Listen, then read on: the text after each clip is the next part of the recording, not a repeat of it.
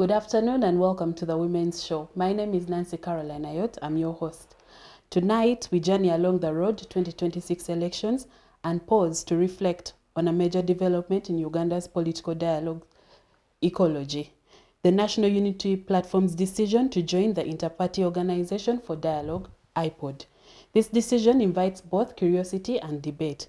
What does it mean for Uganda's democratic space, for inter-party relations, and for the future of opposition politics? To set the stage, we look beyond our borders for inspiration.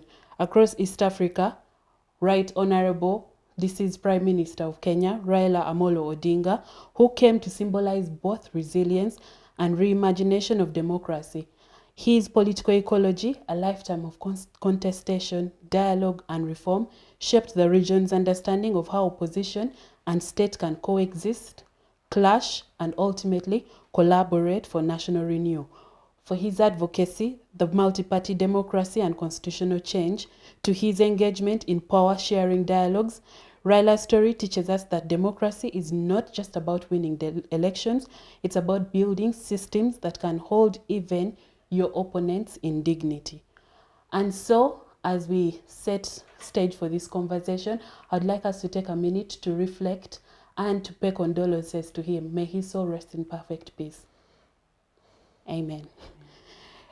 So tonight, we are going to ask, is NUP's decision to enter IPOD a step towards mature political dialogue or a compromise of its opposition identity? Can Uganda's opposition achieve reform within the system it has long criticized? And what role should women, as voters, of course, advocates and leaders, play in shaping a new culture of democratic dialogue? In studio with me today, unfortunately, we have missed a crucial member of the Women's Show, Honorable Sheila Amanio, who is greatly involved in the party politics of the NUP. She's the current flag bearer of Mukono of the Mukono Woman MP seat for 2026 under the NUP ticket, and she has been unable to join us. However, we shall still carry on the conversation. So I'll introduce my panelists, starting from my extreme left. Coming in, we have Nanyonjo Lynet. She is the youth chairperson of the People's Progressive Party. Lynet, welcome to the Women's Show again. We're happy to have you. And then we have we have Miss Elizabeth Amolo. She's the Northern Ugandan Youth MP flag bearer under the Democratic Party ticket. Elizabeth, welcome to the Women's Show. Thank you. And of course, we have our senior citizen, voice of reason, and a child of God, Honorable Miria Matembe. Honorable, welcome to the Women's Show. Thank you. Thank you very much for this continued opportunity to use my gift, my best gift being the mouth. I'm glad to have all of you on the Women's Show. Of course, to begin with, we're going to pick the conversation from the top, and that is on IPOD. Lynet, please, as a member of the People's Progressive Party, I know that the People's Progressive Party has been part of the IPOD for a long time. So please just tell us what is IPOD, because we might be talking about IPOD when nobody knows what IPOD truly is. So what is IPOD and what is the purpose of its existence really? Thank you very much. My name is Nanyonjo Lynet, and I come from the sector of IPOD that people do not talk about so much. I am the current chairperson of the Multi-Party Youth Forum, which has a constitute of IPOD as well, yes, but on the youth league levels. Well, going back to your point, we are the new entrants of IPOD because we are a first timer in Parliament. So we joined IPOD when it was failing. So we do not know IPOD that much, but for the time that we've been here, or from the documentation, word on book, I think IPOD is the inter-party dialogue platform for dialogue, which for me, I think in Ugandan politics, we actually need it. In a place where we think the winner takes it all, in a place where we think if I do not have the same opinion with you, we are enemies. If we do not believe in this, if we do not wear the same party colors, we should not even be talking. I think we need to have a place where we convene and say, look, above everything else, we are Ugandans. We can disagree to agree and we disagree, but we are Ugandans. And for once, or for whatever it's worth, can we discuss Uganda as Ugandans, not as parties or as colors? For me, I think that's the core value of IPOD. To have a place where people dialogue. Because there are different avenues. There is a National Consultative Forum that has all the parties.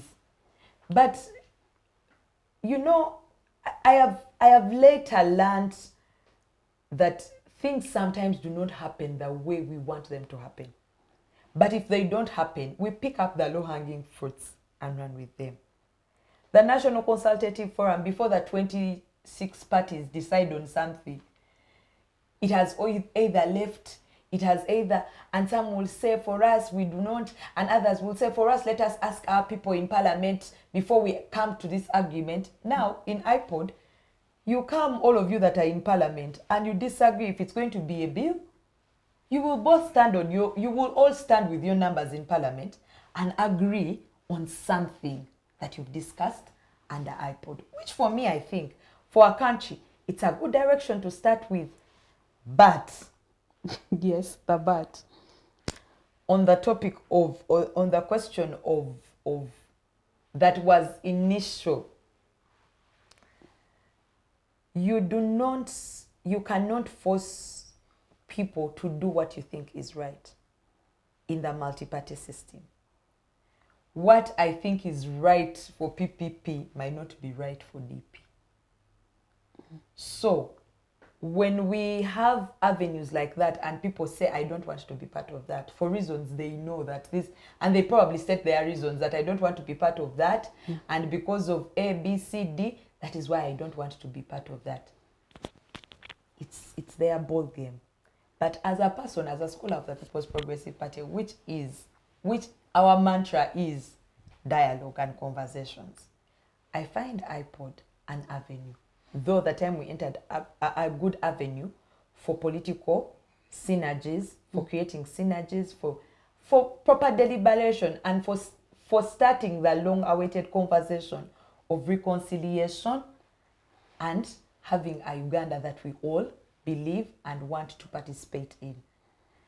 So, having said that, I think that is where I stand with IPOD and the institution. So, of course, I want to come in with a rejoinder. In 2020, 2021, the NUP distanced itself from IPOD. And, you know, many platforms. What do you think of its decision to join IPOD at this particular moment? Thank you very much. I have different opinions, and quote me, these are not the People's Progressive Party opinions. These are my opinions as a Ugandan and as a person. One, is NUP joining IPOD right now? Do we think it's a calculated risk or a compromised stand? For me, I think as sober Ugandans, we need to interrogate that. And I'll leave that to you. And then continue to say, if it is a strategy or a move of boldness to show us that you can actually do it, does it have strategy? Because you cannot be the same person that made a full-blown campaign and said that those people are nonsense, I don't want to be part of them, I do not believe in whatever they do inside there, it does not make sense to me. And you cannot, and made a whole, you painted this narrative, and then turn back to eat your words. Because for me, I think then that starts questioning your credibility as an entity. But also, is it now a performative act to be part of conversations that matter to this country? Because all this time, before the new bill, before what, even for the Multi-Party Youth Forum, when we were constituting it, we had NUP on board in Barar. We said as young people, we struggle because we have lost a lot of young people in between there. As long as they finish the youth league, exiting to the mainstream, there's a lot of things that happen in between. And we said, let us have an entity that brings together young people to participate in political spaces. And then before you know it, they have jacked out. Say, no, our party does not believe in such things. After doing all of these things, how do you now have the same, where do you get the moral authority to now say, I want to be part of this entity? It becomes a question of credibility. It becomes a question of performance. It becomes a question of popularism to me. We cannot be the Uganda, we cannot build a Uganda we want on things that, on feelings or emotions that suit at a certain point. When what Nancy is saying today does not make me feel good, I do not align with Nancy. When now I see that Nancy's show can give me the mileage I want, now I want to align with Nancy. How do we then trust you to take over government that has very complicity issues, neopolitics, mania, what? How do we trust you when your decision making depends on impulse? But also, I want to ask, and I also want to say, if it is a question of funding, like it is being stated from Rubongoya's mouth, it is a question of funding, according to what he addressed last week, that they said they will keep money for us. Now they are saying even the money they're supposed to keep for us should be distributed among other parties that are in parliament. If it is a question of funding, can the party come and be very, very transformative, transparent, and very clear to the Ugandans that they told that for them they do not touch any money from government? Now that you have finished telling Ugandans, and you actually asked Ugandans to contribute money for the party to run, and Ugandans adhered and contributed. Now, if it's a question of funding, can it also be clear so that Ugandans know this is the direction we are taking because of so and so and so? I'm going to play devil's advocate there, but they froze their funding. They froze the accounts that Ugandans contributed to. What was expected of that? But the money that they collected in cash. You saw people that when Balimwezo went to kneel down with 5 million, we saw money that was collected in cash. Where did that money go? So for me, I think if it's a question of what? For fundraising for the party, because NUP had declared that they will not touch government money. So people were fundraising for the party to run in this electoral period. And people contributed lots and lots of money. So now, if what Rubongoya is saying now is that it's a question of funding, let it also be clear to Ugandans. Because... But what argument are we involved in? First, let her finish. Let me finish my... Because I don't see how you connect the money, which people fundraise from us. All these women you see going to campaign, they ask, please help us, help us. By the way, in America or Europe, it is the people who support their candidates. Okay? So now, how does the money which you said Barumwezo was kneeling and getting money, where did it go? How does that come in now to link with the money from government, official funding from government according to the law of the funding of electoral process? Now, Mama Miria, let me first close my point and then we can enter that argument, I think. No, I want to understand how the two come together. Exactly. Why the two come together is because in the beginning, NUP clearly stated the reason they will not join IPOD was they do not want to touch government's dirty money. And they do not believe in what IPOD does. That was, it has been something they have said honestly. Okay. So for me, I'm picking from what they have said and what they have done. So in my own analysis, when I said, listening to Rubongoya yesterday, it now changes the narrative. To the Ugandans that you told, you do not engage with government, you do not touch government's money, it's dirty money. And today you are the same person complaining that government is not giving you money. Can you at least be accountable enough or transparent enough to come and tell Ugandans, actually, we do not have enough money as the party and we have been getting money from government. Because then it becomes a populist conversation where you want people to have sympathy, to look at you with sympathy that this party is suffering because they are in opposition, yet you're still getting resources that we all get. As PPP, I cannot say I do not receive money from government just because I receive little than DP or UPC. But you, when you make it a point and start saying, I do not receive any, yet you are the second person in receiving chunks from government, then be accountable enough, hold it with your full chest when you come out and say, guys, this is it. Okay. Thank you, Lynet. Elizabeth, I will bring you to the conversation. I'm aware that DP is also part of IPOD. And, you know, I do not want to bring it from the perspective of what IPOD is doing. You are contesting in this election.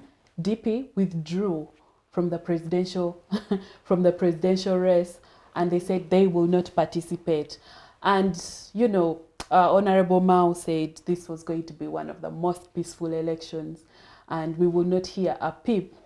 So would you, in your opinion, say that with everything going on, that the 2026 elections are peaceful, or have you identified any inconsistency with the whole with the conversation about peace? Thank you so much. My name is Elizabeth Amolo, an aspirant of Northern Youth Member of Parliament, holding the DP Democratic Party ticket.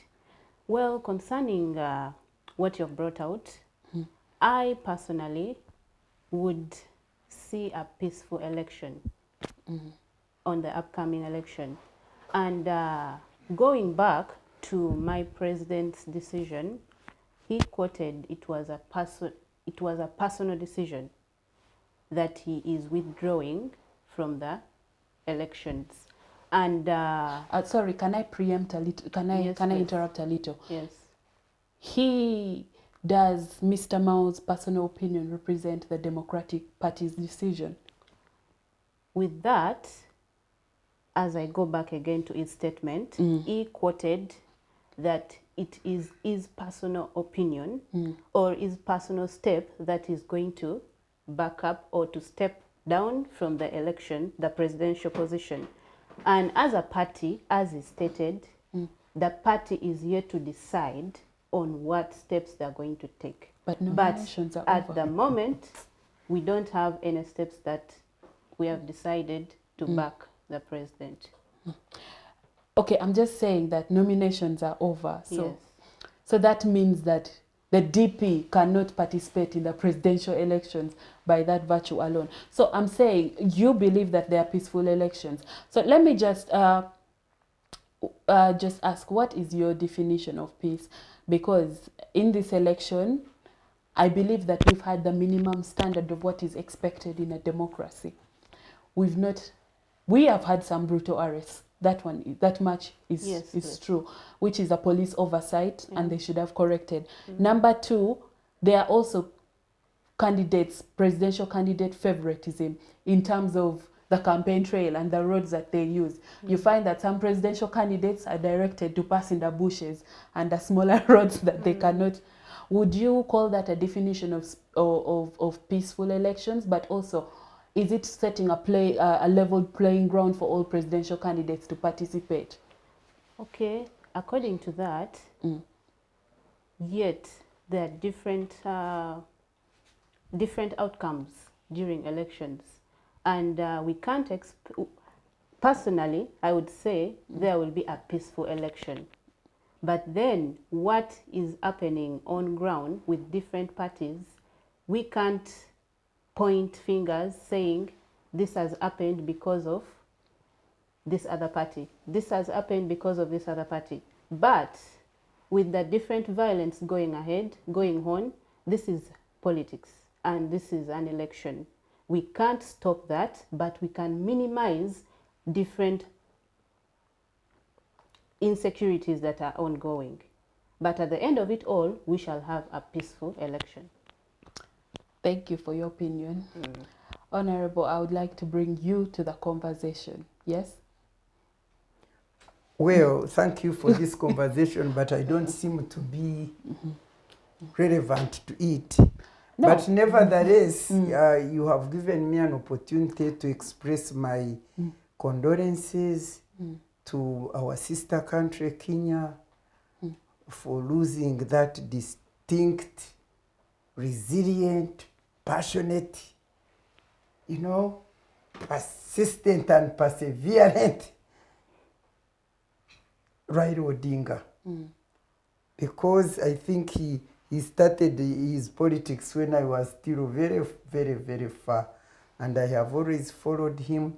But as they were saying, central to his resilience and persistence was the progress for Kenya. Where he is gone, but I'm saying Kenya was very blessed to have that man. Because as I listened, for instance, to one of the eulogists, when they were mourning, most of the things were in Swahili, so I missed quite a lot. But one gentleman said, this Baba, and how everybody was calling him Baba, Dad, Father, like a father of the nation, actually. They perceived him as one of the fathers of this nation. And in any case, he was older than the current president. In other words, he was in line with those other presidents who have parted, and that's why people are calling him Baba, because he has stayed long, resilient, persistent, and fighting for Kenya to be together. This other man was saying that Raila had fire here and water here. So that means balancing the two. I envy Kenya for having had that man, because in this Uganda, when I see, for instance, when I reflect and see that President Museveni, Muntu, Besigye, and all that team that went to the bush, that they are all fighting one another, I say, Kenya was very lucky to have had that man. And by the way, when he passed on, I was in Kenya, in Ghana. We had gone to this international congress for the Savings and Credit Union, because we were marking the day of the Savings and Credit Union. I went as a member of the parliamentary circle, a member of the board, and so the Kenyans were there. So I was talking to Kenyans, and they were saying, anyway, we have lost that man. And all of them, we have lost that man, but the good thing is that he had secured us a broad-based government. So I said, hey, tell me. They said after this Gen Z struggle and so on, he was influential in making sure that instead of moving apart like that, if they could come together and have that broad-based government. And I was able to listen to Ruto's speech. I was so impressed that despite that these two had contested together, they were working together, they were talking together, and he talked of the last dinner they had at his place and how he went to the hospital, and then he was putting forward what they had agreed that should be central to Kenya's focus and leadership. And I said, oh my God. So I want to thank God for that man. And I actually told the Kenyans whom we were talking with, I said, this God of ours is great. If Raila has been fighting to get the Kenyans work together for the good of the nation, having secured that, it means his purpose on earth had ended. And he was called to go. And the president was very, very involved in all these things, Ruto. And everybody was saying, Baba, Baba. How I wish that Ugandans also could ever reach that stage. And mark you, the presidents of Kenya, they died in Kenya, the next one. Even the one now who is the only one who is alive, I think, Uhuru is there in Kenya, and he was there talking about Baba also. I wish Ugandans could learn at least something next door. Now I pray that God may rest his soul in peace, and I pray that this would be a complete new chapter for Kenya, so that whatever they have achieved to be together, to be broad-based government, can work the next time. It can continue. And what this teaches me is that actually I wish in this Uganda we could have what we call a broad-based government. Because now I can see all these things that happen, fighting the other, fighting the other, fighting the other, fighting. What is central to the leadership of this country is not the country, Uganda, and its people, but what people get out of it, their stomachs, their mind, their whatever. I wish that could end. I wish we could learn from a country like that, Kenya, which is near here, that we can get into a broad-based government. Because when you see these other developed countries which have multi-party political system, liberal democracy, for them, to them, government, liberal democracy demands a government in action and a government in waiting. But it is not opposition being an enemy of government. Like our president knows that opposition are enemies, to the extent that when members of parliament are chosen from districts in those areas and they are not NRM, he goes there and clearly tells them, you didn't get services because you did not support NRM. As if we are not Ugandans.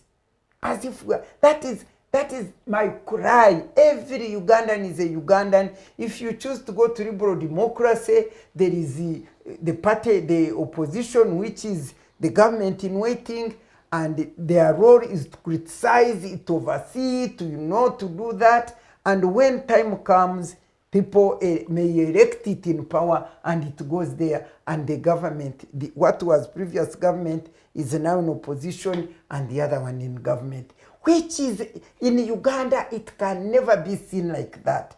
It can never be seen like that. And so it is so painful. It is so painful. Me, I have always said, don't talk to me of peaceful or whatever nonsense. I have always told you that as far as I'm concerned, me, Miria, Matembe, elections in this country mean nothing. This young lady is here from DP. Didn't you listen to your president's talk that elections, transformation in Uganda, transition in Uganda is not going to be achieved through elections? It is already concluded in the upper rooms. And therefore, that's why he's not contesting, because he knows his contestation is not going to bring transformation. He will not get the ticket for, what is it called, the mantle for the government, because they are made in the upper room. And I'm sure for him, he's sitting in that upper room. But I was declaring that the upper room, which we know, me as Miria Matembe, the upper room that will cause transition in this country, is the upper rooms there in heaven, before God, who knows what should happen here. But otherwise, Vambe, young ladies, you go and do your youth things, do whatever you do. But the challenge, I must give you a challenge, stand for integrity. What should be driving you in politics should be the people of Uganda and its people, and the way they should be served. Because, for instance, if you want a seat in you said where? Northern region. In northern region, you for the northern, Yes, please. or for the youth, Yes. and you are DP, Yes. then if they choose you, it means services in northern region are going to stop. I'm sure you've been listening to the president who says, it is your fault. You gave me somebody I didn't want. But I ask, people are the ones who know the person whom they can choose who will serve them. Not you. You, the president, you are not the one who elects. But you say, sorry, Kawempe, sorry, you people. You know when Anywa, where Anywa used to Kitgum. be, Kitgum, he said, it is your fault. You didn't give me the right person. No single democratic leader, no single person who knows what liberal democracy means can stand up and talk like that. The problem I see in this country is the NRM as a party takes precedence over Uganda as a nation. You have to be NRM in order to live. Whereas we should be Ugandans in order to be NRM, to be DP, to be PPF. You should first focus Ugandan. So for me, when you bring me here, and I'm here with these young people, I share my mind. They may say this is a crazy woman, but I have walked the journey. I have seen Uganda, and the sooner they introduce maybe this broad-based government. You know what I mean by broad-based? If they can say, okay, how many parties do we have? 26? 27. 27 political parties. I don't mean those which go there to eat money. Because they are those parties which register and they are not parties at all. I'm looking at parties, for instance, when they say those who have members in parliament. Because if you can secure some parliamentarians, it means you have a voice somewhere. 7. If they are 7, There are 7. who have party, Yeah. then I wish if the elections are over, and then they sit together and say, okay, we are constituting cabinet. How many people do you bring for us? How many members in your party you think you can bring and they be part of cabinet? And we say we want 20 ministers. Okay, let us, the biggest party, you can bring us more ministers. Take a proportional representation that we do, and then bring those people. Not to buy them, not to capture them, that they should now become NRM. Like I had Kantuntu now has been declared openly. I've been hearing gospel that he was bought long ago. Now they told me that recently my daughter Anita, the speaker, declared him completely. If people could remain with their views, like me, Miria Matembe, that with my views, I'm not lobbying for a job, that they say, okay, with the independents, have put Miria Matembe in the cabinet. And I go there not to be bought, but to go there to bring the views, the alternative views the other people bring, we debate, we discuss. In the end, you can come out with a real decision which you think can serve people. And I'm not saying cabinet alone. I'm saying be broad-based. Don't just say, oh, we NRM party. You are not the Ugandans. You are not the only Ugandans. We are all Ugandans. And having different view should not make me less of a Ugandan. Now, if we go to what he has been discussing, demonizing NUP and all that kind of thing, and yet he's a young person. She's a young person, youth. She says this NUP. Well, NUP, I don't want to discuss the NUP. But if they made a law that which was wrong, by the way, to go and put a condition, making a law that puts conditionality on, there was a law which was made to say that all the parties who are participating, they get certain fraction of money to help them with their what? With their campaign. That law was there. Now they made a new law to say that unless you are a member of IPOD, you cannot get that money. Now, if I was talk for NUP, that money which they are sharing in IPOD does not belong to NRM. It does not belong even to NRM government. It belongs to Ugandans. Because it is collected from us. So if it is collected from all of us, why should people who don't who are for NUP or for DP or for whatever, why shouldn't they share our Uganda money? Why should say money from government? That money is our money. We pay tax. It is Ugandans' money. Now, why do you conditionalize the entering of IPOD into the entering of that money, which, I mean, the receiving of that money, which should go to every party according to the percentage, why should you make a conditionality that they must first go to where? To IPOD. This lady you see, if she found such a conditionality also, she can say, why shouldn't I also enjoy Ugandans' money? It is our money. Why shouldn't I take it? Does taking that money make me less of a person with integrity? I take that money because I know it belongs to me, and then I continue criticizing. I have always told people that for me, don't you see people who go and get money and go for treatment when they fall sick? I was saying that, don't you see me critiquing Mzee? If I fell sick, of course I don't have money for treatment. I'm not like Kamia who was saying, for us we shall fly off. I don't know where she will fly now. Who say we shall fly off for you, you die here. I don't have money to go for those serious challenges, serious hospital bills. If, for instance, I fell sick and they say State House provide treatment for Mama Matembe, because I'm also Mama for this nation, I would accept that money. They take me and treat me, and if when God heals me, I come back and I will still critique.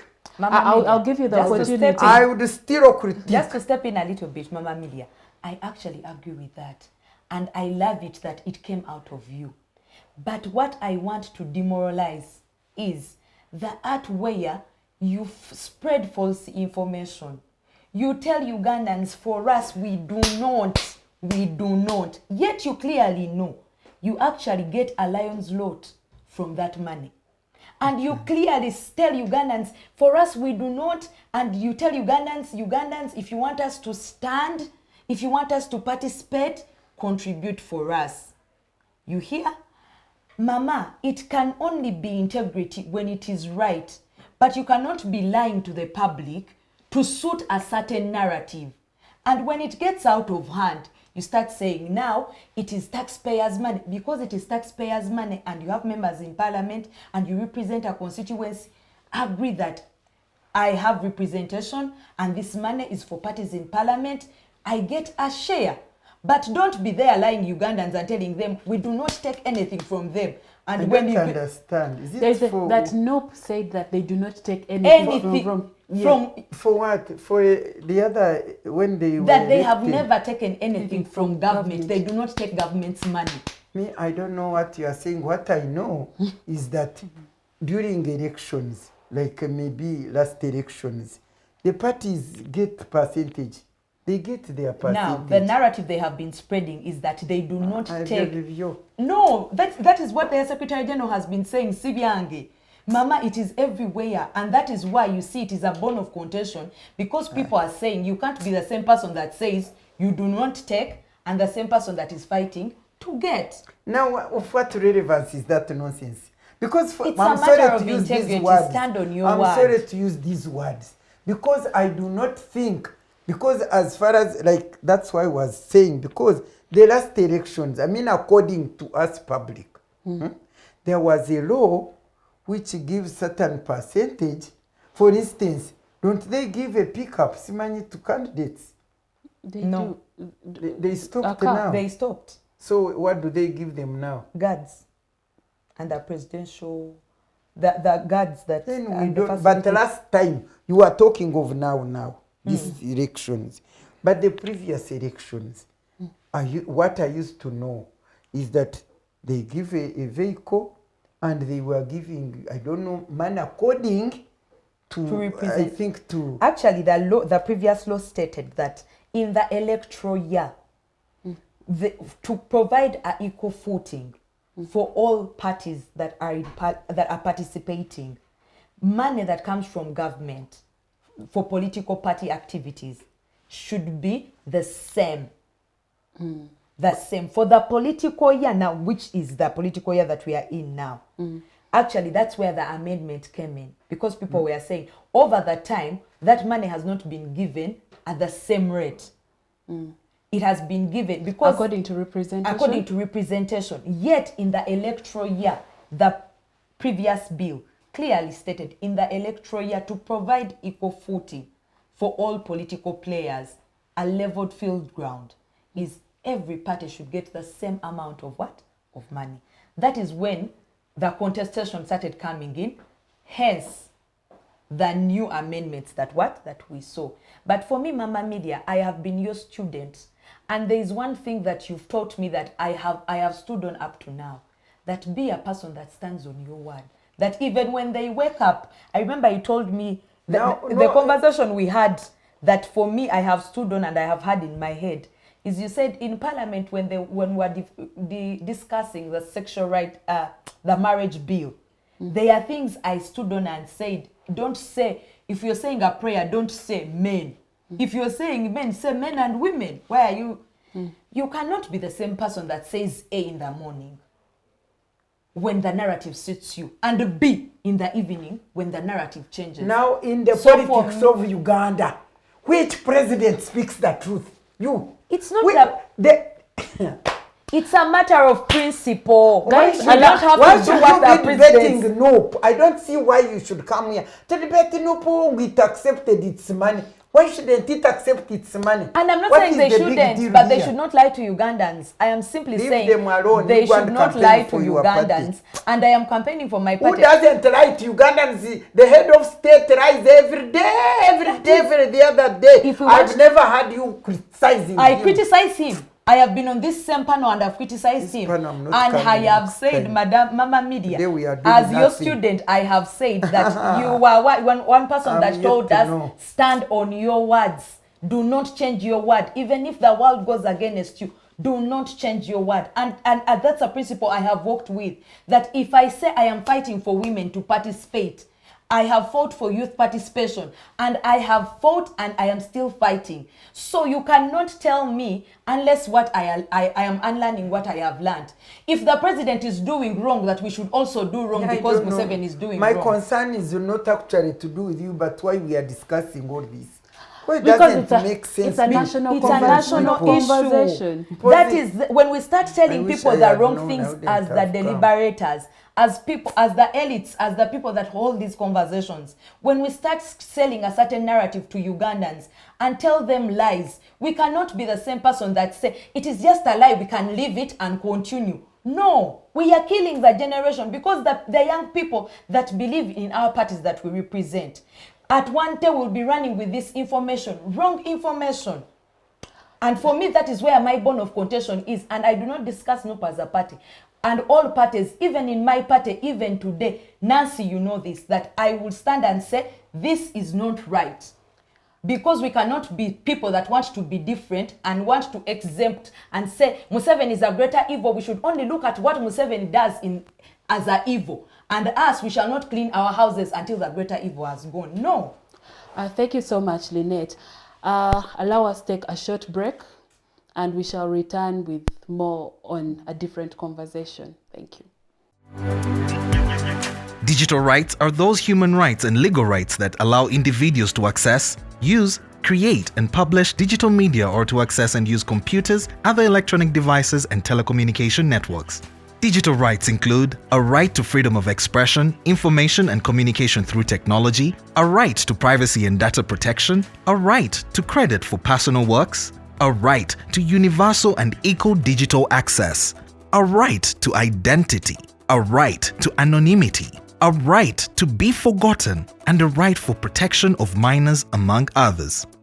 The state's digital rights are frequently violated through various unfair actions, for example, blockage of websites and social networks, theft of credentials, unauthorized use of people's data for personal gain, privacy intrusion, online censorship, arrests and intimidation of online users, internet blockages, and the proliferation of laws and regulations that undermine the potential of technology to drive social, economic, and political development worldwide. It is hence every citizen's responsibility to respect rights of other digital users and to speak out or report to the responsible parties when one's rights are violated. Thank you very much, and we'll bring you to the conversation, Elizabeth. Yes. Now, let us please talk about how we young people can use our positions, whatever leadership positions we hold, because now, as a contestant for the National Youth MP, whether you like it or not, it is not seasonal. It's not seasonal. Your leadership cannot be seasonal. Whether or not you get into the position of national youth, of the National Youth MP Northern Region, you are already a leader because you presented yourself before the people of Uganda. So how do you intend to use your position to encourage more constructive conversations on how to build a better Uganda? Thank you so much once again. Being a leader is what you practice. We have mentors that we have been following, and we as Ugandans, or I talking about Northern Uganda, I have seen the challenges and the issues we face. And here I am tackling on issues we Northern Uganda face. Basically, unemployment is an issue. For most youth For all over the most country. youth all over the country. But what do we do? I, as a leader, is to work with them, consult, find out, and get a solution to this. What are the solutions that I have to do for them? Of course, unemployment, we need to involve them and find out ways of different skills that will help them out. I would like to, you see, as young people, Yes. we know that the problem is the leadership. Yes. Because there are certain things that a good leadership can solve. For example, if more money was injected into the health center, maybe prices would reduce. If they cut off taxes on certain goods, people would be able to afford homes better, or to afford even basic needs better. My point is, as a member, as a youth leader, how do you intend to engage people on the higher platforms in order to advocate for the young people of this nation in your position as a young leader? How do you intend to negotiate from that disadvantaged position? Okay, what I intend to do is to create more opportunities for them through different skills and different platforms for the voices of the youth to be heard.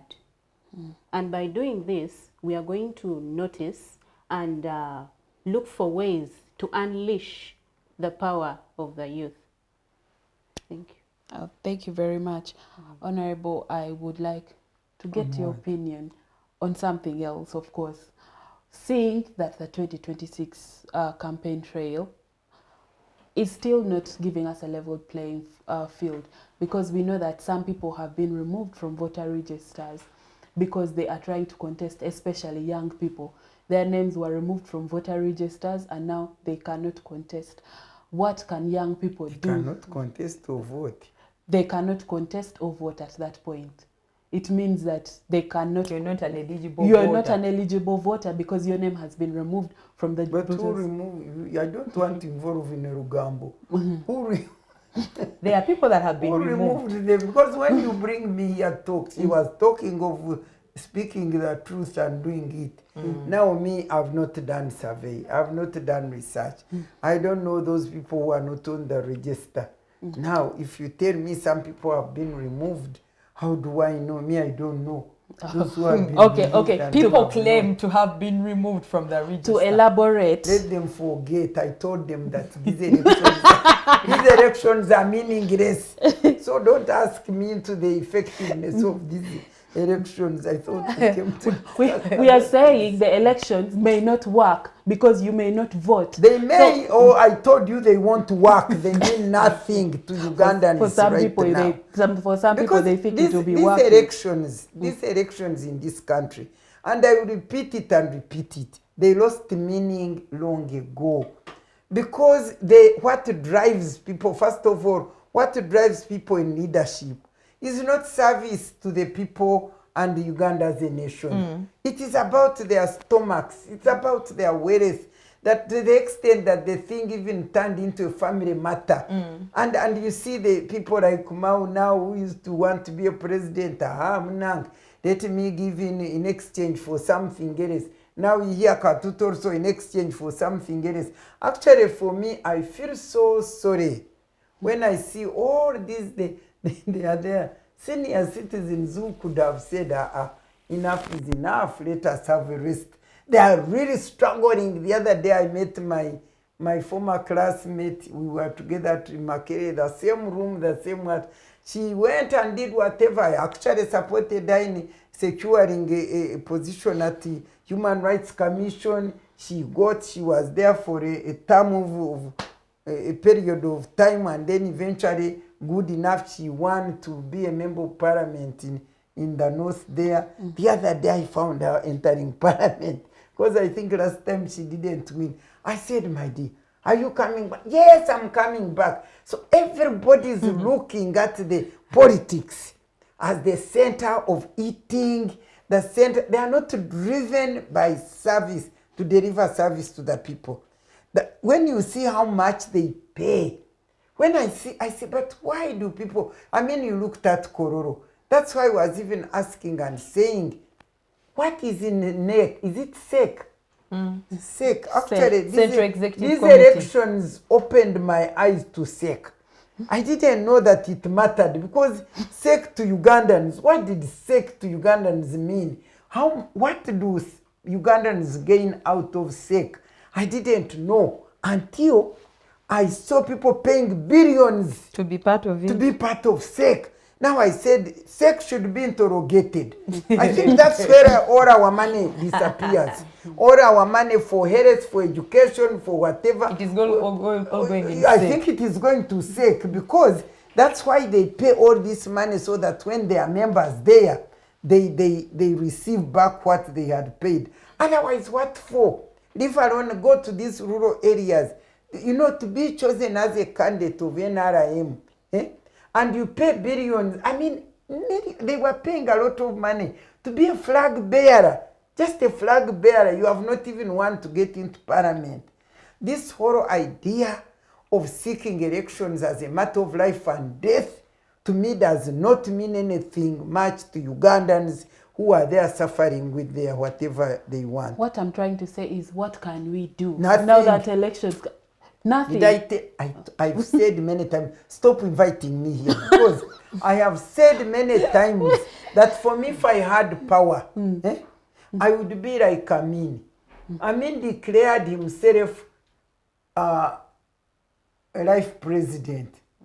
He declared himself a life president, and therefore there was no money to waste in elections. There was no beating of the people who are contesting in elections. Used, if he hears that you don't like him, he would make you disappear. But we lived on and lived on. But when there is clearly a dictator who doesn't want to leave power, and yet he endorses, instead of declaring himself a life president, he endorses, he secures endorsement from Ugandans through fake elections. To me, that is so sad, because all the resources are gone. Our young people are beaten and tortured. Some of them disappear. The people are in prison suffering because of elections, which have no meaning at all. So when you ask me what do we do, you just don't go there. I don't know how to advise you, but you have to go there, because on the day of elections, 1 shilling, 1,000, 2,000, that's what happens in this country. Elections is just a sham, and I was happy to hear Baryomunsi. You remember how we used to fight on the NBS front line? I was glad to hear him shout with cries that these elections are sham. He has come to realization late. So I don't want any question to say, so honorable, what do we do? Because for me, I surrendered everything to God, my creator, the creator of the nation Uganda, the one who knows from the beginning to the end. And in fact, me, I feel, let them go to the elections. Let them devise their strategies. Those strategies will be thwarted by God. Let them propose their plans. Those plans will not stand, because our God, whom we trust, lives. And down the road, He may redeem us from all this nonsense. Okay, Lynet, as we close, because our time is fast spent. How do you survive youth politics, and how do you negotiate for the type of leadership that you want? Because I understand that you know, for some reason we have to keep on the advocacy because we cannot give up on the country. So how do you do it? And what do you advise people to do? I think for me, one of the greatest weapons that I have had conversations. I never stop talking. And like I said, for me, I don't care if what I am saying, I know for a fact it's the truth. I will stand on my truth, even if I am backed by only 2 people. Or none, by the way. Because I think, like you've said, we cannot give up. At this point, at least if I give up, I am giving up for myself, for my child, for everything. Give up on what? She said we cannot give up on Uganda and the conversations about you Uganda. Can't give up on Uganda. Exactly. So I have conversations. And Nancy, bad as everything is, there are few things that we've gained as the young people of this country. Through conversations with my full chest, I know that there are people in the villages that are thanking this parish development model with its underperforming. But because there's people that had this conversation, we had a conversation of saying, let's gazette the 30% to go to the young people of this country. And there are people that have actually, now they have a plate of food on their table through that. And for me, that is a hope that these conversations might bring low-hanging fruits, but I do not stop. I keep on having these conversations. Now, I think last year, they made it official that we will now have the tax holidays that we have always wanted. That has been the tax holidays that have been given to these Indians and who's. The young people of this country now can start businesses and have a little bit of a breather before government starts milking them for what? For taxes. And for me, I think all of these things happened because we had conversations. We knocked on doors tirelessly. And because we were taught by the Mama Medias, earlier on she said we should thank her for us wearing trousers because she made it a point that these things happen to us. And for me, I say I have made it my point to see young people participating. In the previous youth leagues, we have never had NRM have a female in their youth league. Guess what? Because of the continuous conversations, this time around, we have a female. And for me, it makes me excited that there are little low-hanging fruits outside there. They might not be humongous, they might not be things that people celebrate on a regular, but for me, I see there is a ray of hope. Because imagine a youth structure where there is no female represented. Do you think NRM does not have women or young women in it? But they've always had this, and it has been a normal thing. But for the first time in history, we had a woman contest. She did not win, yes. But for the first time in the history, that youth league has a female in it. And for me, this is because we have had conversations. We've shouted about these things to the point that people now have some sort of shame to do certain things. And for me, that is how I survive. That's how I sleep at night. When I look at these things and say, thank God. When I exit, I know when I exit this youth politics, I will look back and see fruits. The fact that I sit on a panel now and discuss things with Mama Miria, we might agree to disagree, but I sit on a panel with her. Previously, these were things that were just privileges that you could not see. To sit with a senior person, and then she's here, I am here, and we are having conversations. These were conversations that were structured for a certain set of people. And because we have knocked on doors and said, please, please, these shows were hosted by the Romshadas, by the Who's, and we know there are still locked doors, but at least there's a little bit of opening.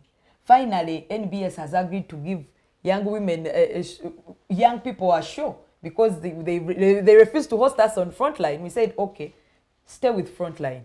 Give us space as well. Finally, there's a show at Civic Space where young people come to talk about things. And for me, these are contributions of conversations. Some that I've been part of, some that I have not been part of. But anyway, whoever started that conversation, it is yielding for the young people of this country. And for me, that is how I sleep at night. That is how I move in this political arena with everything that is going on. Thank you so much, Lynet. That was the women's perspective on the current politics of Uganda, but specifically on the NUP's decision to join IPOD and the campaign trail to 2026.